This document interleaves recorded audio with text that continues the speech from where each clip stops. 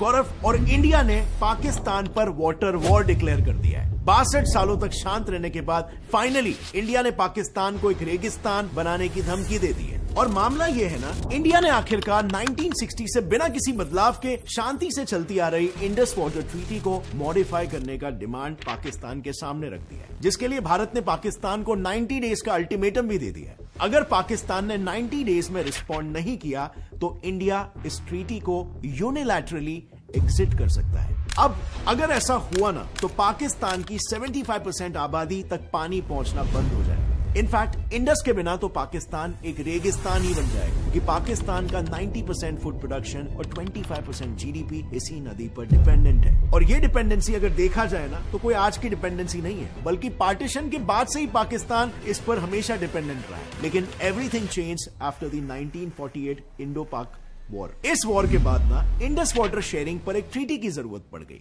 देखो, पार्टीशन के बाद एक दिन 1948 को कश्मीर में पाकिस्तान के रिपीटेड इनकर्जन्स को देखकर कुछ देशभक्त इंजीनियर्स ने पाकिस्तान में जाने वाले पानी को डैम्स की मदद से रोक लिया, और बस इस एक अकेले मुद्दे को उठाकर पाकिस्तान इंडस वाटर ट्रीटी मांगने लग गया। बट माइंड यू, ये इंडिया का इंडस रिवर का इस्तेमाल करके पाकिस्तान को थ्रेटन करने का पहला और आखिरी एक्शन था। हालांकि इस इंसिडेंट के तुरंत बाद इंडिया ने कैनल्स को फिर से शुरू कर दिया, लेकिन फिर भी इस इंसिडेंट का फायदा उठाकर पाकिस्तान ने वर्ल्ड बैंक को अप्रोच किया और अल्टीमेटली वर्ल्ड बैंक ने इंडिया और पाकिस्तान के बीच साइन करवाया the infamous Indus water treaty. अब अगर देखा जाए ना तो इंडस वाटर ट्रीटी को दुनिया की सबसे सक्सेसफुल और सबसे ज्यादा जेनरस ट्रीटी का मानी जाती है। एक बार तो फॉर्मर यूएस प्रेसिडेंट आइजनहोवर ने इसको डिस्क्राइब करते हुए ये कहा था कि ट्रीटी इस डिप्रेसिंग दुनिया में एक चमकता हुआ सितारे जैसा है। और हो भी क्यों ना, क्योंकि इस ट्रीटी को साइन करके इंडिया ने दुनिया भर में एक एग्जाम्पल सेट कर दिया पीस और यूनिटी का। जरा इन रिवर्स को देखो, इंडस और उसकी ट्रिब्यूटरीज इंडिया से फ्लो होकर पाकिस्तान में जाती है, यानी इंडिया टेक्निकली ठहरा अपर रिपेरियन नेशन, जबकि Pakistan is downstream riparian nation. अब क्योंकि अपर रिपेरियन नेशंस के पास रिवर फ्लोज का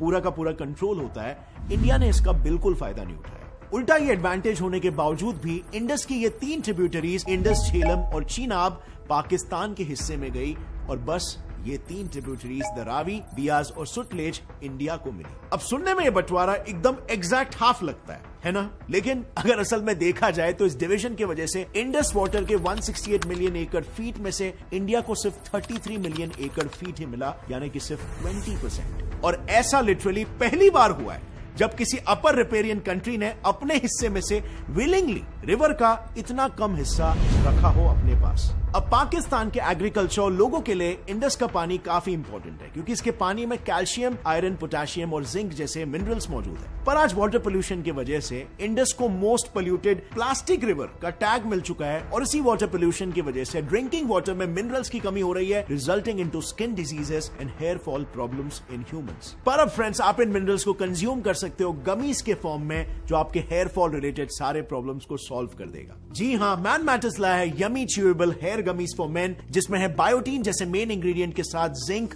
और मल्टीविटामिन जैसे विटामिन ए, सी और ई। और इससे आपकी हेयर फॉल और हेयर थिनिंग की प्रॉब्लम तो सॉल्व हो ही जाएगी, पर साथ ही साथ आपके बाल और घने और मजबूत भी होंगे। बेस्ट रिजल्ट के लिए डेली एक गमी खाओ और 2 से 3 महीनों तक आपको इसका रिजल्ट दिख जाएगा। ये गमीज 100% शुगर फ्री होने के साथ साथ जेलेटिन फ्री भी है और वीगन है, जिसके कोई साइड इफेक्ट्स नहीं है। तो आज ही ये च्यूएबल गमीज ऑर्डर कीजिए, वीडियो के नीचे दिया है लिंक। और साथ ही में ये मत भूलो, मैन मैटर्स देता है आपको फ्री ऑनलाइन डॉक्टर कंसल्टेशन भी रिगार्डिंग एनी मेन प्रॉब्लम जैसे acne, hair loss, skin problems and even sexual problems. तो free online doctor consultation book करने के लिए भी click on the link in the description. And now let's jump back to the topic. India को सिर्फ 20% Indus water पर समझौता करना पड़ा, पर आखिर ऐसा क्यों? ऐसी भी क्या मजबूरी थी? वेल, इसे जानने के लिए ना हमें थोड़ा सा रिवाइंड करना होगा इस ट्रीटी के फॉर्मुलेशन के टाइम पर, नेगोशिएशंस पर। तो जैसे कि आपने पहले जाना था, पाकिस्तान को 2 देशों के बीच इस बायलैटरल मुद्दे में थर्ड पार्टी को इन्वॉल्व करना जरूरी था। पाकिस्तान के प्राइम मिनिस्टर जिन्ना ने तो ये तक कह दिया था कि पाकिस्तान पूरी तरीके से डेजर्ट बन जाएगा, वो चलेगा, लेकिन वो हिंदूज द्वारा दिए गए पानी के भरोसे नहीं रहेंगे। और वहीं पर दूसरी तरफ इंडियन प्राइम मिनिस्टर का कहना यह था कि इंडस वाटर बेसिन में दोनों देशों के शेयर के लिए भरपूर पानी है। अब नेहरू जी को वो टाइम पे शायद यही लगा कि ये ट्रीटी पाकिस्तान की तरफ दोस्ती का एक हाथ हो सकती है और इसी गुडविल और फ्रेंडशिप के लिए भारत सरकार ने पाकिस्तान को बड़े बड़े कंसेशंस दे दिए। अब वो टाइम पर हमारे प्रधानमंत्री का विजन हो सकता है बेशक सही हो, लेकिन अगर आप थोड़ा सा लॉजिकली देखोगे तो ट्रीटी नेगोशिएट करते समय दोनों देशों के पहले प्रपोजल्स देखकर ही उनके इंटेंशंस का एकदम साफ अंदाजा लग जाता है। क्योंकि जहां पर इंडिया ने सामने से पाकिस्तान को 76% हिस्सा देने की बात की थी, वहीं पर पाकिस्तान इंडिया को बस 13% हिस्सा देना चाह रहा था। और बस इसीलिए कुछ जियोपॉलिटिक्स एक्सपर्ट का यह मानना है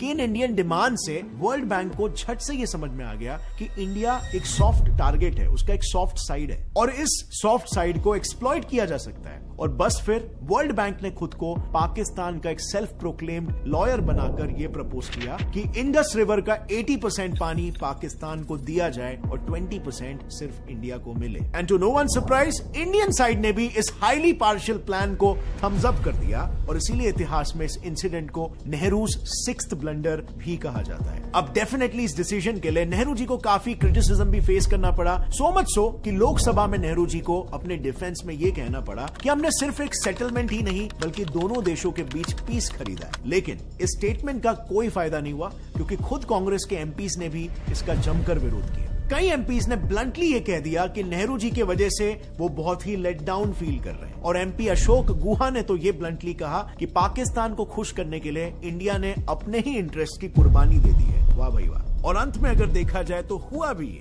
नेहरू जी का ये गुडविल जेस्चर बिल्कुल सांप को दूध पिलाने के बराबर साबित हुआ, क्योंकि आज ट्रीटी के साइन होने के 62 इयर्स बाद भी पाकिस्तान ने इंडिया पर 3 वॉर्स और अनगिनत आतंकी हमले करवाए। लेकिन हियर्स द शॉकिंग पार्ट, आज तक इंडिया ये सब होने के बावजूद भी इस ट्रीटी से पीछे नहीं हटा। अगर इंडिया चाहता तो इंडस रिवर को पाकिस्तान के अगेंस्ट एक स्ट्रेटेजिक टूल की तरह यूज कर सकता था। इनफैक्ट ये टूल इतना डेडली होता कि इस पर एक इंपॉर्टेंट अमेरिकन अटॉर्नी डेविड लिलियनथाल, जो खुद इंडस वाटर ट्रीटी में क्लोजली इन्वॉल्व थे, उन्होंने ये कहा था कि पाकिस्तान आर्मी बॉम्ब्स और वेपन से अपने दुश्मन को उतना डिस्ट्रॉय नहीं कर सकती जितना इंडिया पाकिस्तान को कर सकता है इंडस वाटर को परमानेंटली शट ऑफ करके। बट इंडिया ने इसका एडवांटेज कभी नहीं लिया। आज भी ये ट्रीटी अकेला इंडिया ही चला रहा है, वो भी इससे लॉस होने के बावजूद। और वहीं पर दुनिया भर में पिक्चर कुछ और ही चल रही है। आई मीन एशिया का एग्जाम्पल ले लो, यहाँ पर 57 ट्रांसनेशनल रिवर्स है, यानी ऐसी रिवर्स जो 2 या उससे ज्यादा कंट्रीज में बहती है। लेकिन इन रिवर्स के शेयरिंग पर आज तक कोई ट्रीटी या कोई वाटर शेयरिंग एग्रीमेंट कभी बना नहीं। चाइना का ही केस ले लो, ये एक ऐसा कंट्री है जहाँ सबसे ज्यादा ट्रांसनेशनल रिवर्स ओरिजिनेट करती है। स्पेसिफिकली अगर देखें तो चाइना से 18 से ज्यादा रिवर्स डाउनस्ट्रीम कंट्रीज में जाती है, लेकिन चाइना ने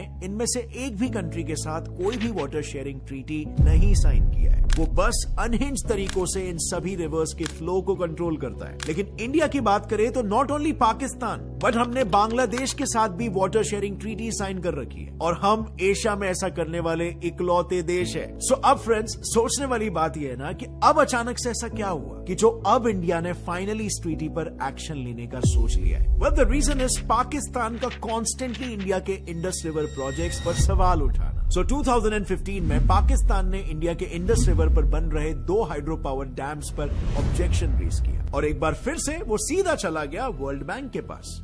इस मामले में एक सो कॉल्ड न्यूट्रल एक्सपर्ट को अपॉइंट करने के लिए। अब ये केस बस चल ही रहा था कि 2016 में पाकिस्तान फिर से सीधा हेग के कोर्ट ऑफ आर्बिट्रेशन पहुंच गया। And now mind you, neutral expert तब अपॉइंट होता है जब 2 देशों में माइनर सा डिफरेंस हो, लेकिन जब ये डिफरेंस एक बड़े डिस्प्यूट में बदल जाता है तो ये मैटर कोर्ट ऑफ आर्बिट्रेशन में चला जाता है। अब इसी के साथ पाकिस्तान ने खुद एक न्यूट्रल एक्सपर्ट की एक सेपरेट रिक्वेस्ट भी रखी। And guess what the World Bank did, उसने दोनों न्यूट्रल एक्सपर्ट और कोर्ट ऑफ आर्बिट्रेशन एक ही साथ अपॉइंट कर दिया। अब अगर देखा जाए तो IWT के आर्टिकल 9 में ये क्लियरली लिखा हुआ है कि डिस्प्यूट्स के सेटलमेंट के 2 पैरेलल जुडिशियल प्रोसेस चलाना कंप्लीटली इलीगल है। और फिर पता नहीं कैसे, लेकिन वर्ल्ड बैंक को ये रियलाइज हो गया फाइनली, और तब जाकर उन्होंने इन दोनों प्रोसेसेस को होल्ड कर दिया। अब आपके दिमाग में भी ये सवाल आ रहा होगा कि वर्ल्ड बैंक हमेशा पाकिस्तान को ही क्यों फेवर करता है? ऐसी भी क्या पार्शियलिटी है? इसके पीछे वजह क्या है? अब देखो, वर्ल्ड बैंक में ना सबसे बड़ा स्टेक होल्डर कंट्री है अमेरिका, एंड प्लस ये एक ऐसी कंट्री भी है जिसके पास वीटो भी है। सो काफी हद तक वर्ल्ड बैंक अमेरिकन बैक्ड है। और जब IWT साइन हुआ था यानी कोल्ड वॉर के टाइम, तब यूएस पाकिस्तान के बायलैटरल रिलेशंस काफी स्ट्रॉन्ग थे और इसीलिए ये ट्रीटी ऑब्वियसली पाकिस्तान के ही फेवर में थी। एंड रिसेंटली भी ये बायस क्लियरली दिखा जब वर्ल्ड बैंक ने वर्ल्ड हंगर इंडेक्स को रिलीज किया और इसमें इंडिया को पाकिस्तान से नीचे प्लेस किया गया। मतलब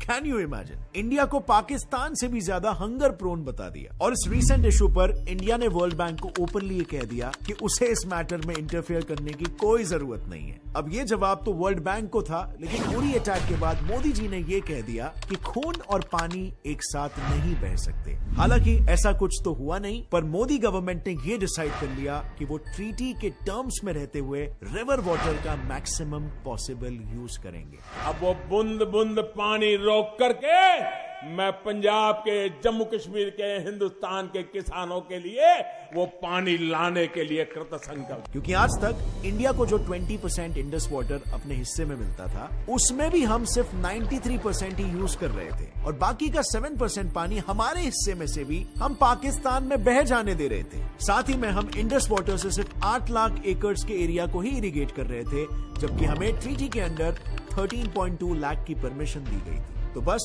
इंडिया ने उसके बाद से इस तरह की जेनेरोसिटी दिखाना बंद कर दिया। इनफैक्ट गवर्नमेंट ने तो खुद इंडस बेसिन पर 4 नए फास्ट ट्रैक इरिगेशन प्रोजेक्ट्स भी लॉन्च कर दिए और इस प्रोजेक्ट से कश्मीर में एक्स्ट्रा 2 लाख एकड़ के खेतों में इरिगेशन बढ़ जाएगा। और रही बात फ्रेंड्स पाकिस्तान की, तो जिन डैम्स पर उसने ऑब्जेक्शन रेज किया है उसमें से किशन गंगा तो ऑलरेडी फुल्ली फंक्शनल है। इससे कश्मीरी नहीं बल्कि बहुत सारे नॉर्थ इंडियन स्टेट्स बेनिफिट कर रहे हैं। इससे जनरेट हुई 12% एनर्जी तो ऑलरेडी एनर्जी डेफिशिएंट कश्मीर में जाती है। तो यू कैन इमेजिन ये डैम्स जिससे पाकिस्तान को इतनी प्रॉब्लम्स है, वो इंडिया के लिए कितनी बेनिफिशियल है। लेकिन जहां पर इतने सालों तक इंडिया पाकिस्तान को लेकर वाटर शेयरिंग के मामले में इतना जेनरस रहा था, वहीं पर चाइना जो इंडिया के साथ ब्रह्मपुत्र रिवर शेयर करता है कॉन्स्टेंटली ब्रह्मपुत्र के पानी को, तो उनको 3rd पोर्शन मिला। तो इस तरह करके ना हमें कम मिला, उनको ज्यादा मिला, लेकिन है वो इक्वल ही था, हमें हमारी आबादी के मुताबिक और उन्होंने इनकी आबादी के मुताबिक। और पानी का भी सेम मसला रहा। मैं ये बताऊं कि पाकिस्तान के अंदर जो है ना सिर्फ जो दरियाए सिंध जिसको हम बोलते हैं, इंडस रिवर बोलते हैं, यही अच्छे से काम कर रहा है, जिसकी वजह से हमारी थोड़ी बहुत जो बोलते हैं ना एग्रीकल्चर जिंदा है। और अगर इंडस रिवर जो है ये हमारे यहाँ आना बंद हो जाता है या फिर इंडिया उस तरफ से डैम बना लेता है, पानी का रुख मोड़ लेता है, तो सीधी सीधी बर्बादी है। वीडियो में बिल्कुल सही बोला, एक कतरा पानी नहीं मिलेगा। पहले किसानों को फसल उगाने के लिए पानी नहीं मिलता और चली इतनी दुआएं करते हैं।